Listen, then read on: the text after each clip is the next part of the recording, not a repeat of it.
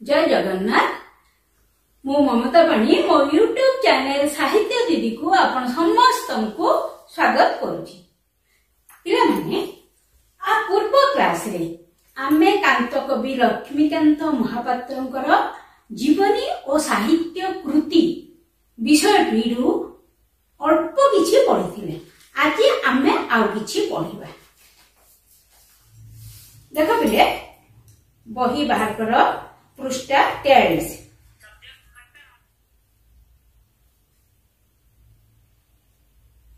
रेभेन्सा महाविद्यालय लक्ष्मीकांत 1913 मसीह बीए पास कले।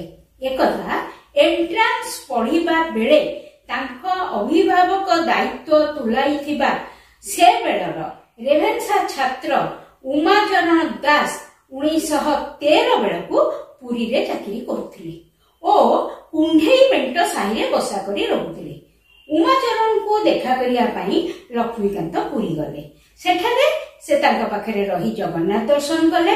उमाचरण तांकू बीएल पढ़िबा पई परामर्श देले। लक्ष्मीकांत घर को फेरी आसिया परे तांकू ज्वर हैला। ज्वर छाड़ी जिबा परे देहरे से कालर दुरारोग्य व्याधिर उपसर्ग प्रकाश पाइला।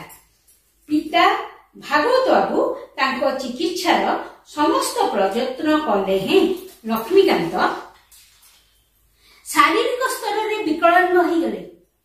कुलगुरु बाबाजी रामदास से दीक्षा ग्रहण करथिले। तांकरी परामर्श रे से कुल देवता गोपीनाथ प्रति समर्पित हेबा पूर्वक कीर्तन भजन प्रति आसक्त हेले। एथर लक्ष्मीकांतंकर जीवन धारा भिन्न प्रकार गतिगला। प्रथम रो आमे देखिथिले गोटे प्रकार जीवन धारा तांकर थिला। से पाठ पढुथिले, गीत लेखुथिले, अभिनय करथिले। गोटे अति आनंद रे कटिथिला से सब दिन गुडा तांकर। किंतु जेतेबेले से 1913 मसीह रे बीए पास कले तांकर जे अभिभावक दायित्व तुलौथुले उमाचरण बोलिगिरी सेतेबेलकू सिए भद्र व्यक्ति पुरी रे चाकरी करथिले एवं कुंढेई पेंट साही रे से भड़ा घर करी रहुथिले। तांकर इच्छा हैला लक्ष्मीकांतकर इच्छा हैला तांको जाई टिके देखा करिवे। तो से पुरी गले एवं पुरी रे तांका पाखरे किछि दिन रहिले। सेठी उमाचरण बाबू तांको कहिले बीएल पढिया पई।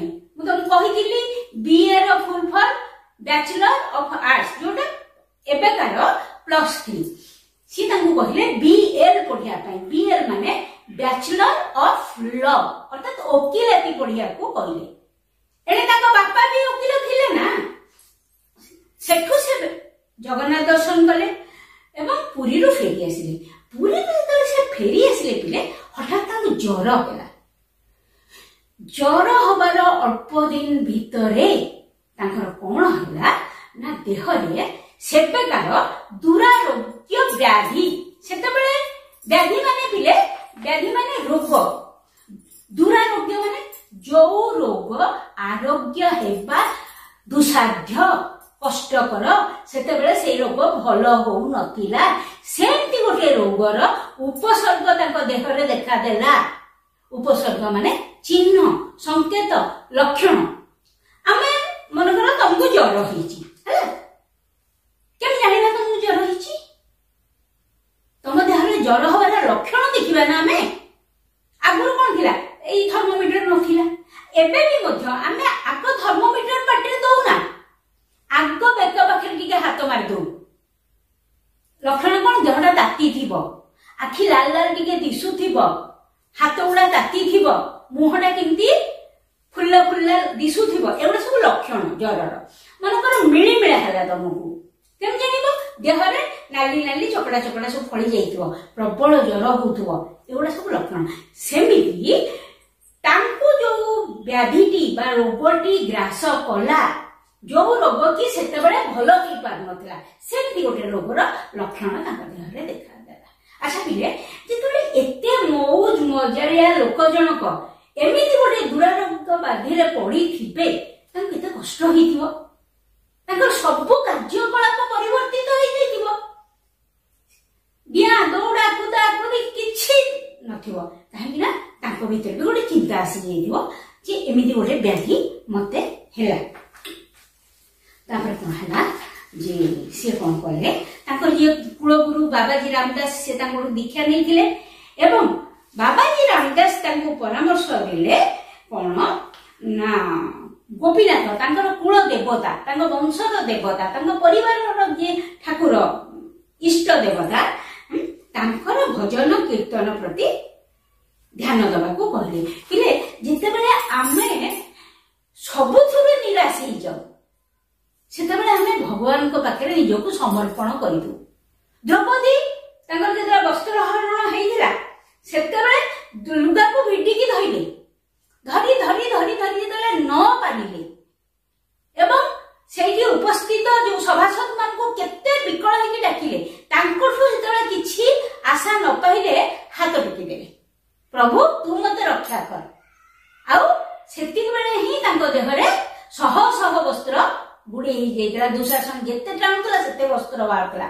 तेनु जेते बेले आमे सबठु निराश हो जाऊ सेते बेले आमे निजको भगवान को पाखरे समर्पित कर दो और ठीक सेमिति लक्ष्मीकांतर अवस्था हेगला से तांकर जे कुलगुरु तांको आडको आसक्त हो गले टाणी हो गले एगुड़िक तांकर बाहर जिनस तांको आ एते आकर्षित कलानी सी प्रभु पाखरे निजको समर्पण करते हैला एवं से दिनठू तांकर जीवन धारा आ गोटे प्रकार हेगला धा दौड़ खेल कूद मौज मस्ती नाच ड्रामा गीत ये सबुठू सी दूरी गले शारीरिक स्तर रे से कौन हो गले ना विकलांग हो गले विकलांग बिले देख विकलांग माने अंग हानि तांगर अंग प्रत्यंग सब नष्ट हो गला गोटे गोटे विकलांग आ गोटे प्रकार हे परिबो अंग हानि अंग नष्ट हो गइबो किंबा गोटे अधिका अंग तम देह रे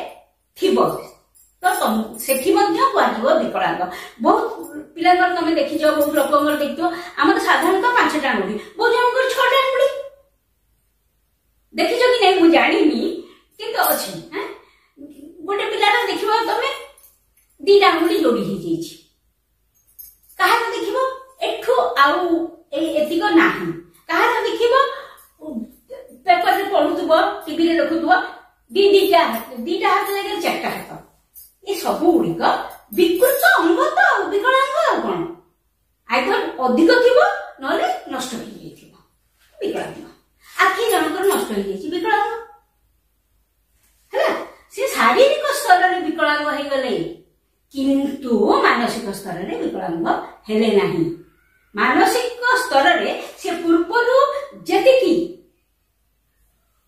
उन्नत थिले एबे भी सेतिकी उन्नत रहिनी लक्ष्मीकांत थिले पिता माता ज्येष्ठ संतान ज्येष्ठ माने बड़ तार विपरीत हो कनिष्ठ कनिष्ठ माने सान सान भाई 3 जन और सान भौणी 8 जन 8 भौणी 3 भाई लक्ष्मीकांत 1 केते हला मिसाण कर 8 3 1 12 जन भाई भौणी एबेकर पिलामन तो केबे विश्वास ही करिवेनी 12 जन भाई भौणी एबेकर पिलामनकर गोटे पिला नहले गोटे भाई की गोटे भौणी 2 एक नहले 2 12 हैला पिता भागवत बाबू नानाती सामाजिक और राजनीतिक कार्य व्यस्त रहते दुर्दशाग्रस्त बड़ पुअर भविष्य से इष्टदेव गोपीनाथ नाम पैतृक संपत्तिर अधिकारी कराइथिले लक्ष्मीकांत को एथिरे व्याधिग्रस्त लक्ष्मीकांत को भाईआलिया स्तर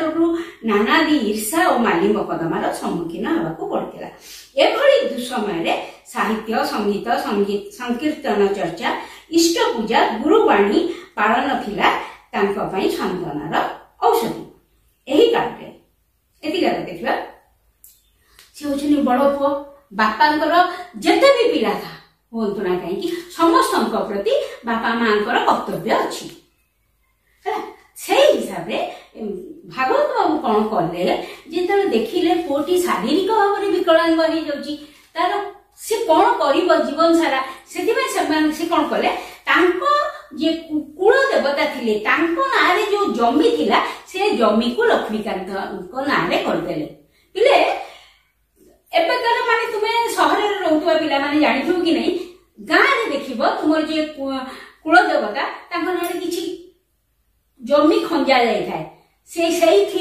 जहा अमल हुए ठाकुर को भोग दिया हुए तांकु जे पूजा करे ताकु किछि पैसा दिया हुए से जगन्नाथ बाटी बाटी जमी ना तांको जमी रु धान आसे चाउल आसे बुझिला से जमी से कौन करले तांको कुल देवतांकर जमी रु लक्ष्मीकांत नारे किछि जमी करदेले हेटु हेला कोन लक्ष्मीकांत जो भाई माने थिले तांकर ईर्षा हला हिंसा हला काहेकि सीधे इते जमी पाइयो से माने कोर्ट कचेरी रे माली मकदमा कले फल रे कोन हला लक्ष्मीकांत कोन हला असुविधा बढ़ी बढ़ी चली गला सी जो मानसिक शांति पाइया को चाहूले हलानी कोर्ट कचेरी तांको दौड़िया को पड़ला एमिति गोटे दुस्समय रे सी कौन करे निज मन को तो भूलेबे साहित्य संगीत भजन कि संकीर्तन एगुड़िक तांको मन को किछि सांत्वना दौथुला एही समय कौन हिची भाषा भित्तिक उत्कल प्रदेश गठन पई उत्कल सम्मेलन जरिया रे आंदोलन चली था पिले जेतेबेले मु तुमको या पूर्व क्लास रे बोधे कहिछि जे हमर जो एप्रिल 1 स्वतंत्र उत्कल प्रदेश 1936 मसिया एप्रिल 1 तारिख रे स्वतंत्र उत्कल प्रदेश गठन कराइतिला सेति बेले मु कहिछि भाषा भित्तिक प्रदेश हेतिला कारण उत्कल मिसिकी रहितिला बंग तमर आंध्र प्रदेश ये सब जगह मिसिकी रहितिला सेठी थिबा ओडिया भाषा भाषी अंचल को मिसिक दिया हेतिला एवं उत्कल को स्वतंत्र उत्कल प्रदेश बोलिकरी सेठी ओहाइतिला अच्छा एई काम करिबा पाई मु तुमको सेतेबेले कहितिली अनेक साहित्यिक अनेक बुद्धिजीवी अनेक राजनीतिक नेता एमाने समस्त एकाठी हेतिले एवं तांकर जिए मुख्य पुरोधा थिले सी होचंदी उत्कल गौरव मधुसूदन दास सेतिके बेले कोन हिची सेटा होची 1912 मसिया रे जेतेबेले बंदे सॉरी जेतेबेले स्वतंत्र उत्कल प्रदेश गढ़िया पई आलोचना हला सेते गोटे अनुष्ठान तैयारी करा गला से अनुष्ठान को कोन कहा जाउतला ना उत्कल सम्मेलन सेठी एकाठी हेकिरी आलोचना होतला केमिति आमे ओडिसा को स्वतंत्र प्रदेश करबा सेठी कोन हिची सेतिके बेलकू लक्ष्मीकांत महापात्र वंदे उत्कल जननी लेखि सारी थिले एवं तमे जानिचो एटा गोटे देशात्मक गीत हां निज जननी को सिए प्रशंसा करचंती वंदना करचंती एवं उत्कल सम्मेलन रो जो अधिवेशन होतला जो मीटिंग होतला सेठी प्रथमे वंदे उत्कल जननी गान करा हेतिला आ प्रसिद्धि लाभ करतिला भारतर स्वाधीनता संग्राम पई 1921 रे असहयोग आंदोलन डाकरा देथिले महात्मा गांधी एही आंदोलन रे जोग देथिबा अनेक कर्मी त्रुटि विच्युत को लक्ष्य करी 1926-27 रे असहयोगी आत्मकथा भली मनोरम गद्य रचना लिखिथिले असहयोगी छद्म नाम रे सेतबेले कोन हितिला भारत पराधीन थिला एवं आम देशर नेता माने चाहूथिले केमिति भारत को स्वाधीन करिवे सेही हिसाब रे गांधी जी सनंगर अग्रदूत सचिथिले 1921 मसिया गांधी जी असहयोग आंदोलन डाकरा देले जे आमे ब्रिटिशर्स मानकू इंग्रज मानकू कोनोसी कथारे सहयोग करिबा नाही अच्छा सेही जो आंदोलन रो डाकरा देइथिले से भितर अनेक लोक सेही असहयोग आंदोलन रे भाग लेइथिले किंतु सेमान भितर भी किछि त्रुटि विच्युति थिला भूल बटका थिला सेमाने आंदोलन रे सिला भाग नै गले किंतु परस्पर भितर संपर्क बहुत जनकर भल नथिला ताकू ही देखिकिरी कांत कवि लक्ष्मीकांत महापात्र कोन लिखिले ना असहयोगी रो आत्मकथा बोलिकिरी गोटे गद्य रचना करथिले किंतु सेथरे से निज ना दे नथिले छद्म नाम रे निज ना बदले कि आ गोटे ना देथिले ताको ना सेथि से रखिथिले असहयोगी हैना एई लेखाटी उत्कल साहित्य पत्रिका रे 5टी संख्यार प्रकाश पाइला एई जो असहयोगी रो आत्मकथा से लेखाटा उत्कल साहित्य बोली से गोटे पत्रिका बाहरला सेटा 5टी संख्या रे क्रमान्वय पत्रिका रे बाहरला पुनश्च कनिका मेली कांग्रेस नेतृस्थानीय व्यक्ति तही भूमिका को लक्ष्य करी व्यंग विद्रूप धर्मी पंचामृत नाटक रचना करथिले लक्ष्मीकांत, जहा बालेश्वर प्रकाश पाउथुवा साप्ताहिक प्रजातंत्र रे प्रकाश पाइथिला। सेतरा कोन हितला कनिका राजा भारी अत्याचारी थिले, तांको विरुद्ध रे प्रजा माने मेली करिकिरी आंदोलन करथिले। कनिका मेली ता कहा जाय।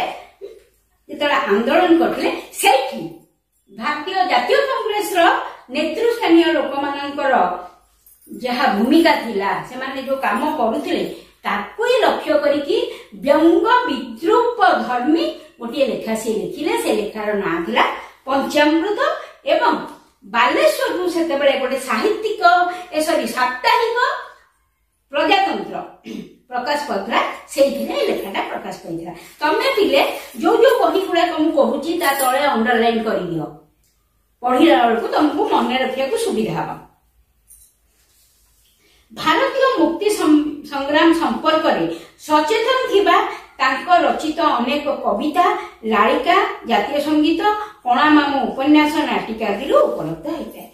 कारण जो भारत जो मुक्ति संग्राम, भारत को हमें केमिति मुक्त करिबा, स्वाधीन करिबा, से जो संग्राम सेतेबेले चाली थिला, सेतिक बेले कांत कविंकर अनेक लेखारु सी जे जने मुक्ति संग्रामी थिले एवं से जे जने देशप्रेमी थिले तार प्रमाण मिले।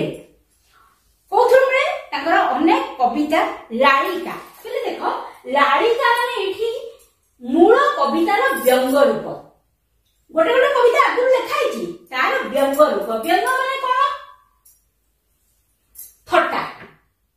विद्रूप माने थट्टा मध्य आघात, माने ताकु व्यंग करिकरी से लेखुथिले, सेटा को कहा जाय लालिका। एवं तांकर कणा मामू उपन्यास एई सब थुरु जणा जाय से जने देशप्रेमी थिले, देश को भलो करथिले। लवण सत्याग्रह समय रे ब्रिटिश सरकार रो साधारण लोकंक ऊपर अत्याचार को विरोध करी भागवत प्रसाद बिहार ओडिशा काउंसिलर सभ्य पदरु इस्तीफा देथिले। कोन हैला सेतेबेले असहयोग आंदोलन चलतिला, लवण सत्याग्रह चलतिला, विभिन्न प्रकार आंदोलन चलतिला। लवण सत्याग्रह समय रे कोन हितिला जे इंग्रज माने आम निजर लुण मारिया को हमकु दउ नथिले, से माने लुण मारिबे आम समुद्र रु, से माने लुण मारिबे एवं आमे से लुण तांको ठारु किनिकिरी खाइबा। ए कथा देखिकिरी गांधीजी लवण सत्याग्रह आरंभ करथिले एवं आमे लुण मारिया को सप्तमर गोटे विषय थिला। या उपरे मुठे गिरी लुण गांधीजी कहथिले समस्त हाथ मुठा करी निज मुठा भितरे लुण को धरी रख, प्रमाण करो जे ए लुण आमर। गोटे विषय थिला, विषय नाटा मन मने पड़ुनी कोन हिजी ना। सेतिक समय रे सेही समय रे कोन हला भागवत प्रसाद जे कि लक्ष्मीकांत को बापा से बिहार आ ओडिशा काउंसिल रो सभ्य पद रो इस्तीफा देले। आगुरु बंग बिहार ओडिशा मिसी गिरतिला, इंग्रज माने तांकर शासन रो सुविधा पई एमती करथिले। किछि दिन पर बंग अलगा हे गला। जदि अलगा हे गला रहिला कि बिहार आ ओडिशा आ इंग्रज माने किछि लोकन को कोन करथिले नियुक्ति देइथिले एई सब प्रदेश को ठीक भाबरे चलिया पई। काउंसिल करथिले, सेहिथिरे भागवत प्रसाद थिले जणे सभ्य। जेतबे से देखिले इंग्रज मानकर एते सुविधा हमें करिबा परे भी तांकर अत्याचार कमुनी, से रागी किरी छाड़ देले। ए लवण सत्याग्रह बेले बहुत लोक को इंग्रज माने अत्याचार करथिले, बाड़ी थिले, मारी थिले, ताकु जेल में पुरी दिले बहुत। सेति बड़ी रागी किरी बिहार ओडिशा काउंसिल पदरु सभ्य पदरु इस्तीफा देले। ये रहिबिनी। लक्ष्मीकांत सान भाई कमलाकांत, भौणी कोकिला देवी और जाह्नवी देवी, भणजा गौरगोपाल दास, दुई पुत्र नित्यानंद दास और गौरचंद्र दास स्वाधीनता संग्राम रे जोगदे कारावरण करथिला। हम प्रथम जानिछन्ती से परिवारटी संग्रामी परिवार, स्वाधीनता संग्रामी परिवार, तेणु तांको परिवार रो समस्त स्वाधीनता संग्राम रे जोग देकिरी कारावरण करथिले, जेल देथिले। 1921 मसिया रे लक्ष्मीकांत गोपीनाथ संगीत समाज गढ़िथिले। देखो शारीरिक स्तर से विकलांग हो जाइथिले, किंतु मानसिक स्तर रे नुह, जो शरीर किछि दरकार नहीं, मुंडर दरकार, ସେଇ କାମ ଗୁଡାକ ସେ କଲେ। ବସିଲେନି, କାନ୍ଦିଲେନି, ମନ ଦୁଃଖ କଲେନି ଯେ ମୋର ଏମିତି ହେଇଗଲା। ଏତେ ବଡ ବିପଦକୁ ମଧ୍ୟ ସେ ସାମ୍ନା କରିଥିଲେ। ତମେ ତ ଅନ୍ତତଃ ଏଥିରୁ ଏତିକି ଶିଖିବ, ତମ ଆଗରେ ଆସୁଥିବା ଯେତେ ବିପଦ ତାକୁ ସାମ୍ନା କରିବା ଶିଖିବା ଦରକାର। 1921 ମସିହାରେ ଲକ୍ଷ୍ମୀକାନ୍ତ ଗୋପୀନାଥ ସଙ୍ଗୀତ ସମାଜ ଗଢିଥିଲେ। ପ୍ରଥମେ ଏହା ଅପେରା ଓ ପରେ ଥିଏଟରରେ ପରିଣତ ହୋଇଥିଲା। ଏହି ଅନୁଷ୍ଠାନର ଆୟୁ କାଳ ଥିଲା ମାତ୍ର 5 ବର୍ଷ। ହେଲେ ଏଥିରେ ଅଭିନୀତ ହେବା ପାଇଁ କାନ୍ତ କବି ରଚନା କରିଥିଲେ ଶରଦ୍ରାସ, ବସନ୍ତ ବିଳାସ, କାଳିୟ ଦଳନ, ବ୍ରଜବର୍ଜନ, ବଂଶୀ ଶିକ୍ଷା ଆଦି ନାଟିକା। କଣ ହେଲା, ସେ ଗୋଟେ କରିଥିଲେ ଗୋପୀନାଥ ସଙ୍ଗୀତ ସମାଜ ଗୋଟେ ଅନୁଷ୍ଠାନ। ସେଠି କଣ ହଉଥିଲା ନା ଅପେରା ହଉଥିଲା। ଅପେରା ମାନେ ପିଲେ ଗୀତି ନାଟ୍ୟ, ନାଟକଟା ଗୀତ ଆକାରରେ ହଉଥିଲା, ଗୀତି ନାଟ୍ୟ। ତାପରେ ସେଟା ଥିଏଟର ହେଲା, ନାଟକ ଆକାରରେ ମାନେ ଗଦ୍ୟରେ ହେଲା। ସେଠି ନାଟକ କଳା ଯେମିତି ଆମର ରବୀନ୍ଦ୍ର ମଣ୍ଡପ ପରିକା ହଉଛି ସେମିତି ନାଟକ ହୁଏ ରବୀନ୍ଦ୍ର ମଣ୍ଡପରେ। ସେ ପ୍ରଥମେ ଯୋଉ ଗୋପୀନାଥ ସଙ୍ଗୀତ ସମାଜ ଗଢିଥିଲା ସେଠି ପ୍ରଥମେ ଅପେରା ହଉଥିଲା ଏବଂ ତାପରେ ସେଠି ନାଟକ ହେଲା ଏବଂ ସେଇଠି ଅଭିନୀତ ହେବା ପାଇଁ ସେ ଏଇ ସବୁ ନାଟକ ଗୁଡାକ ଲେଖିଥିଲେ। ପରେ ପରେ ସେ ବେଶ ବଦଳା, ଶ୍ରୀ ଶ୍ରୀ ଗୌର ସନ୍ନ୍ୟାସ, କର୍ଣ୍ଣ, ଲକ୍ଷ୍ମୀ ଚଣ୍ଡାଳୁଣୀ ନାଟକ ରଚନା କରିଥିଲେ। ୟା ପରେ ସେ କଣ କଲେ ନା ବେଶ ବଦଳା, ଶ୍ରୀ ଗୌରଚନ୍ଦ୍ର, କର୍ଣ୍ଣ, ଲକ୍ଷ୍ମୀ ଚଣ୍ଡାଳୁଣୀ ଏମିତି ଅନେକ ନାଟକ ଲେଖିଲେ। ଯେତେବେଳେ ସିଏ ନାଟକ ଆଉ ଗୀତି ନାଟ୍ୟ ଲେଖିଲେ, ସେଇପରି ଗୋଟେ ଯୋଉ ଅପେରା ହବା ପାଇଁ ଗୋଟେ ଅନୁଷ୍ଠାନ କଲେ, ସେଇ ଧରଣର ଅନେକ ଲୋକଙ୍କ ସହିତ ତାଙ୍କର ଚିହ୍ନା ପରିଚୟ ହେଇଗଲା। ତା ଭିତରେ ଜଣେ ଥିଲେ ଗୋବିନ୍ଦ ସୁନ୍ଦର ଦେବ ମୋହନ ସୁନ୍ଦର ଦେବ ଗୋସ୍ୱାମୀ। ପିଲେ ଆମ ଓଡିଆ ଭାଷାରେ ଯୋଉ ପ୍ରଥମ ସିନେମା ହଉଛି ସୀତା ବିବାହ। ଏଇ ମୋହନ ସୁନ୍ଦର ଦେବ ଗୋସ୍ୱାମୀ ସେଇ ସୀତା ବିବାହ ସିନେମାଟିର ସ୍କ୍ରିପ୍ଟ ମାନେ ଷ୍ଟୋରିଟା ଲେଖିଥିଲେ, ଗପଟା। ଆଉ କାହା ସହିତ ତାଙ୍କର ଚିହ୍ନା ହେଲା ନା କୃଷ୍ଣ ପ୍ରସାଦ ବସୁ। ସେ ପାଲା ଲେଖୁଥିଲେ, ଗୀତିନାଟ୍ୟ ଲେଖୁଥିଲେ, ନାଟକ ବି ଲେଖୁଥିଲେ। ଆଉ କାହା ସହିତ ତାଙ୍କର ଚିହ୍ନା ହେଲା କାଳୀଚରଣ ପଟ୍ଟନାୟକ, ଯିଏକି ଜଣେ ଅତି ଉଚ୍ଚ କୋଟିର ନାଟ୍ୟକାର। ତାଙ୍କ ରଚିତ ଭାତ ନାଟକ ବହୁତ ପ୍ରସିଦ୍ଧି ଅର୍ଜନ କରିଥିଲା ହେଲା। ଗୋପୀନାଥଙ୍କ ସଙ୍ଗୀତ ସମାଜ ଭାଙ୍ଗି ଯିବା ପରେ 1929ରେ ସେ ଗୋପୀନାଥ ପ୍ରେସ୍ ସ୍ଥାପନା କଲେ। ସେଇଟା ତ 5 ବର୍ଷ ଜମା ଚାଲିଲା। ଏଟା ସଙ୍ଗୀତ ସମାଜ ଭାଙ୍ଗିଗଲା। ତାପରେ ସେ କଣ କରିବେ? ସେ ତ ବସିବା ଲୋକ ନୁହନ୍ତି, ତାଙ୍କ ମୁଣ୍ଡ ଖାଲି ଖେଳୁଛି। କଣ ସେ କରିପାରିବେ? ସେ କଣ କଲେ, ଗୋଟେ ଗୋପୀନାଥ ପ୍ରେସ୍ କଲେ। କୋଉଠି ନା ଭଦ୍ରକରେ।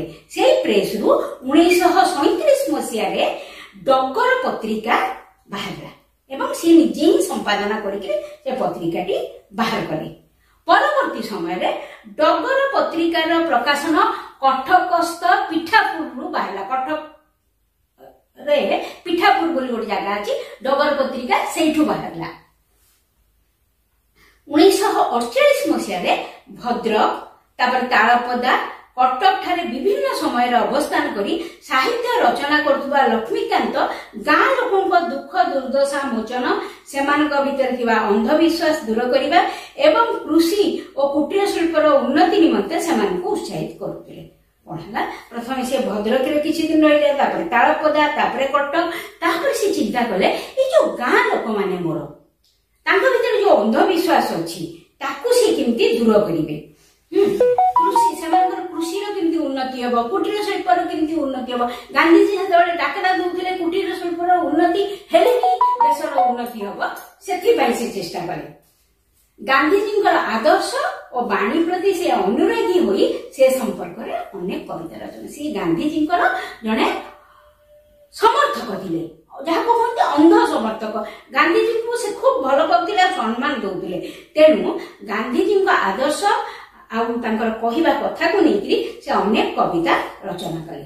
ଏହିଭଳି ମାନସିକ କର୍ମ ତତ୍ପରତା, ପିଲେ ଶୁଣ, ଶାରୀରିକ କର୍ମ ତତ୍ପରତା ଆଉ ତାଙ୍କ ପାଖରେ ନଥିଲା, କାରଣ ସେ ଶାରୀରିକ ସ୍ତରରେ ବିକଳାଙ୍ଗ ହେଇଯାଇଥିଲେ। କିନ୍ତୁ ମାନସିକ କର୍ମ ତତ୍ପରତା ଓ ସାହିତ୍ୟ ସାଧନା ମଧ୍ୟରେ ତାଙ୍କ ଜୀବନର ଅବସାନ ଘଟିଲା।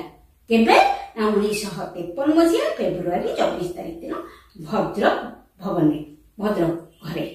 ହେଲେ ସେ ରଖି ଯାଇଥିବା ଓଡିଆ ସାହିତ୍ୟ କୃତି ତାଙ୍କୁ ଓଡିଆ ମାନଙ୍କ ନିକଟରେ ଚିରସ୍ମରଣୀୟ କରି ରଖିବ। ଅର୍ଥାତ୍ ଏଇ ମହାନ ବ୍ୟକ୍ତିତ୍ୱର ଅବସାନ କେବେ ଘଟିଲା ନା 1953 ମସିହାରେ। କିନ୍ତୁ ଏଇ କାଳ ଭିତରେ ସିଏ ତାଙ୍କର ଯେତିକ ସାହିତ୍ୟିକ କୃତି ସେଥିପାଇଁ ସେ ଓଡ଼ିଶାର ଘରେ ଘରେ ପରିଚିତ ଏବଂ ଚିର ସ୍ମରଣୀୟ। ପିଲେ ଆ ପର କ୍ଲାସରେ ଆମେ ବାକି ତକ ପଢିବା। ରଖିଲି।